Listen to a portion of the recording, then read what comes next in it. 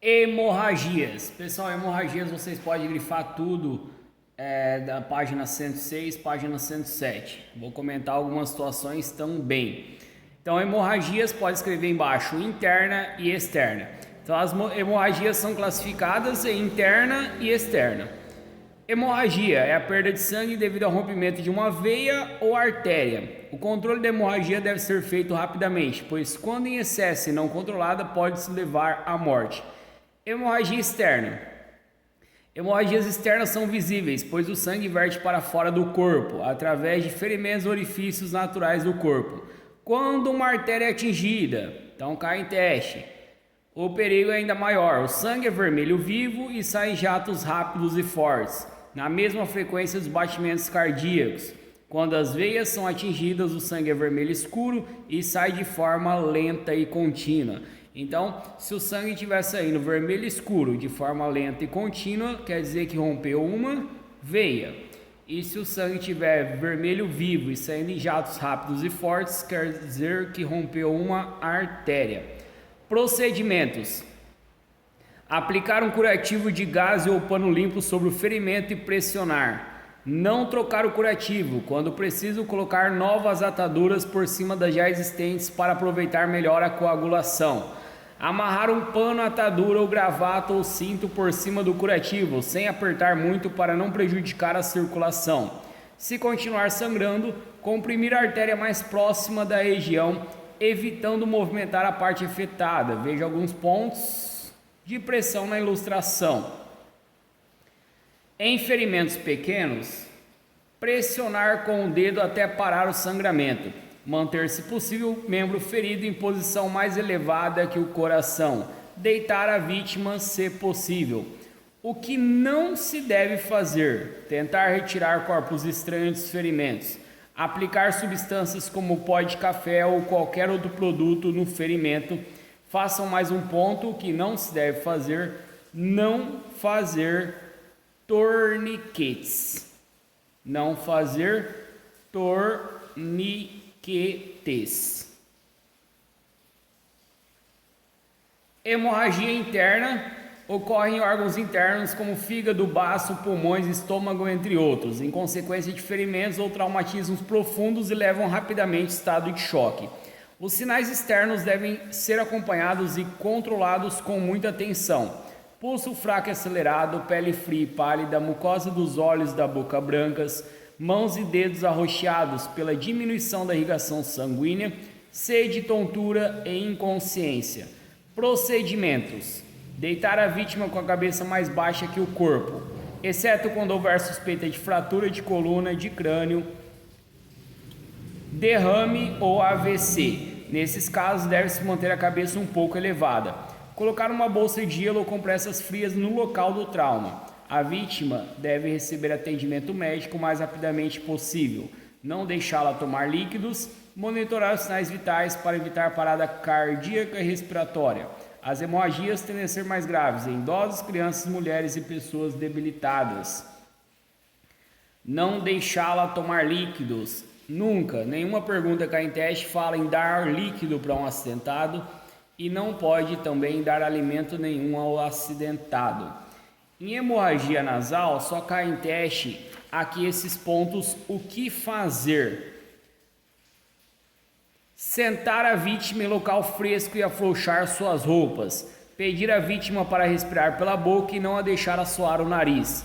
Encaminhar o acidentado a um médico. Se a vítima estiver inconsciente, fazer rolamento de 90 graus e deixá-la na PLS, tomando cuidado, principalmente com lesões na coluna cervical. Façam mais um ponto e escrevam. O que fazer em caso de hemorragia nasal? Comprima as narinas. Comprima as narinas e aplique um pano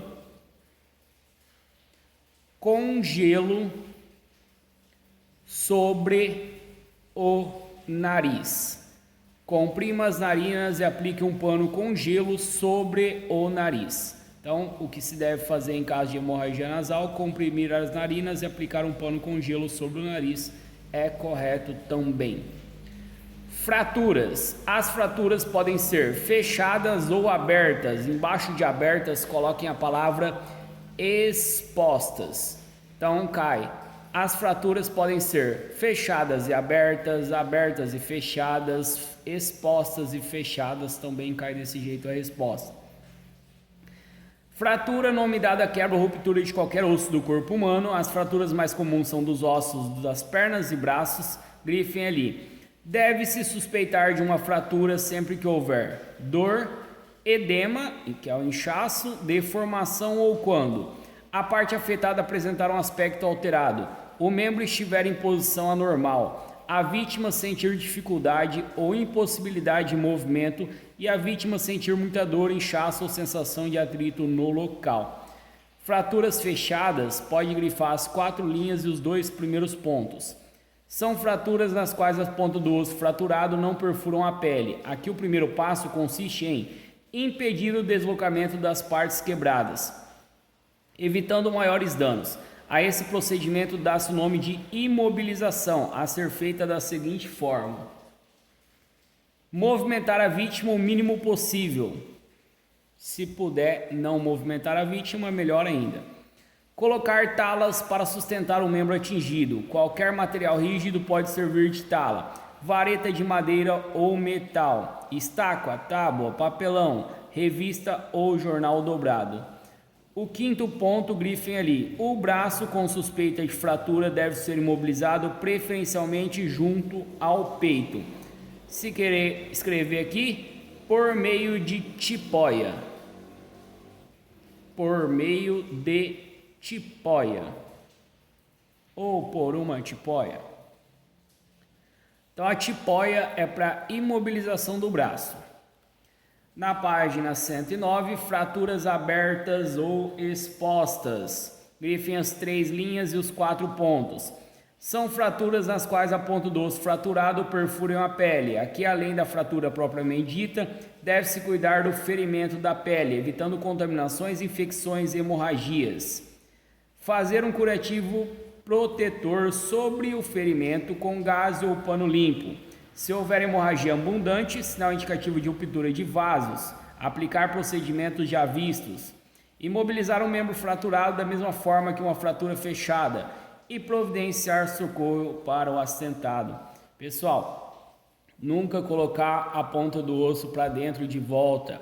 Nunca fazer tração no membro lesionado. Então, nunca fazer a tração no membro lesionado e nem colocar a ponta do osso para dentro novamente. A tração no membro lesionado é tentar colocar ali o membro no lugar que tiver ali, às vezes, igual eu falava ali, ele aspecto alterado, se ele tiver deformações. Lesão na coluna vertebral. Pode grifar tudo. A coluna vertebral é formada por pequenos ossos chamados de vértebras. Dentro da coluna existe um canal onde está a medula, por onde passam impulsos nervosos, que controlam movimentos, funcionamento, sensação e reação de todos os membros e órgãos. Em uma fratura de coluna, se houver lesão na medula, poderá ocorrer a perda definitiva de movimentos ou funções do corpo. Devemos suspeitar de fratura na coluna sempre que a vítima estiver inconsciente, apresentar dores nas costas ou no pescoço, apresentar formigamentos e dormência nos braços e pernas, não conseguir sentar ou não mexer alguma parte do corpo. Procedimentos: não mexer, nem deixar alguém tocar na vítima até a chegada do socorro especializado. Manter a vítima agasalhada e imóvel. Observar a respiração, pois esse tipo de lesão pode provocar parada respiratória, que exigirá procedimentos de respiração artificial. Página 110, grifem os 2 primeiros parágrafos. Transportar pessoas com suspeita de fratura na coluna é muito arriscado. Mesmo que o socorro demore, é preferível esperar sem tocar na vítima. Porém, isso varia muito de uma situação para outra. Quem estiver prestando atendimento de emergência terá que tomar essa difícil decisão.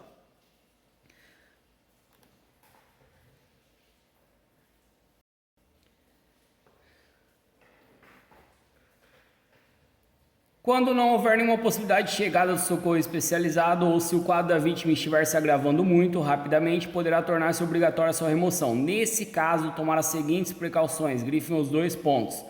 Providenciar ou improvisar uma maca ou padiola. Para passar a vítima para a maca, utilizar pelo menos 3 pessoas. Cai em teste utilizar pelo menos 3 ou 4 pessoas. Cada uma ergue uma parte do corpo ao mesmo tempo. E com muito cuidado, sem entortar ou torcer o corpo da vítima, sempre cuidando da coluna cervical. Aqui para baixo, fratura de crânio, pode grifar as 3 linhas e os 6 pontos. Fraturas no crânio nem sempre apresentam lesões visíveis, porém sua gravidade é grande, existindo a possibilidade de lesões no cérebro. A vítima com suspeita de fratura no crânio geralmente apresenta lesões na cabeça, perda de sangue pelo nariz, boca ou ouvidos, tontura progressiva com desmaios, dores de cabeça, enjoos e vômitos e alteração nos tamanhos das pupilas. Se tiver alteração no tamanho das pupilas, pode suspeitar de uma fratura de crânio. Na página 111, fratura de costelas, pode grifar as 2 linhas, os sintomas e os cuidados de emergência. A vítima com suspeita de fratura nas costelas apresenta os seguintes sintomas: dores intensas no tórax ao tentar se movimentar ou respirar, corpo torcido, amolecimento dos tecidos na área afetada, deformações e deslocamentos. Se as pontas das costelas tiverem perfurado os pulmões, a vítima apresentará golfadas de sangue vermelho vivo pela boca. Cuidados de emergência: movimentar a vítima o mínimo possível, se possível não movimentar a vítima. Se houver eliminação de sangue pela boca, manter as vias aéreas desobstruídas. Em caso de queimaduras, pessoal, na página 111, na verdade na página 112, lá embaixo, em cima de procedimentos, os 3 pontos. As roupas que estiverem grudadas na pele não devem ser removidas. Essa operação deverá ser realizada pelo atendimento especializado. Não passar loção, óleo, pomada, clara de ovos ou qualquer outro produto, pois só servem para complicar o tratamento correto. Não estourar as bolhas. Se já estiverem estouradas, evitar qualquer contato direto com a parte lesionada. Não estourar as bolhas, não passar nada na queimadura e não retirar peças de roupas que estiverem grudadas ali na pele.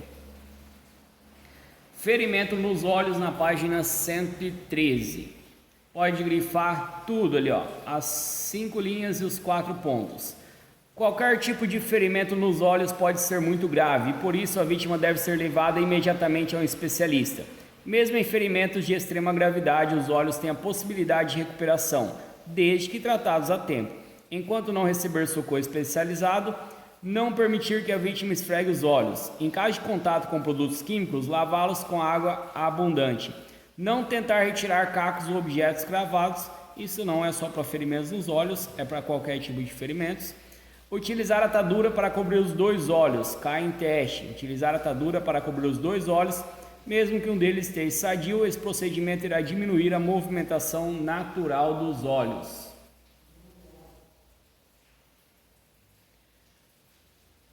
Acidentes com motos, os procedimentos são praticamente os mesmos, só que aqui na página 115, lá como prestar auxílio em caso de acidente com moto, pode grifar o 2º parágrafo e os 2 primeiros pontos.